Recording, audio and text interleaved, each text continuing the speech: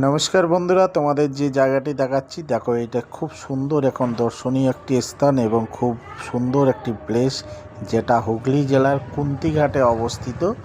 আর এই কুন্তিঘাটে তোমরা দেখতে পারবে এখানে সুন্দর একটি মন্দির আছে। আর মন্দিরের সামনে যে রাস্তাটা দেখছো না, এটা খুব ফুলের গার্ডেন দিয়ে খুব সুন্দরভাবে সাজানো।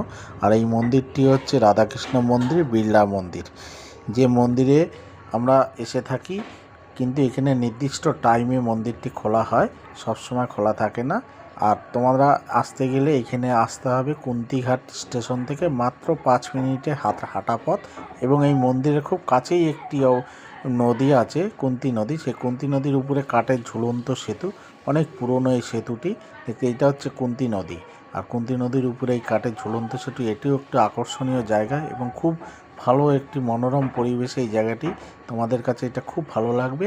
এখানে আসতে গেলে তোমাকে কাটোয়া লোকাল ধরে কুন্তিঘাট স্টেশনে থেকে মাত্র 5 মিনিট হাঁটা পথে এখানে চলে আসতে পারবে। খুব সুন্দর জায়গা, এটা হুগলি জেলার কুন্তিঘাটে অবস্থিত।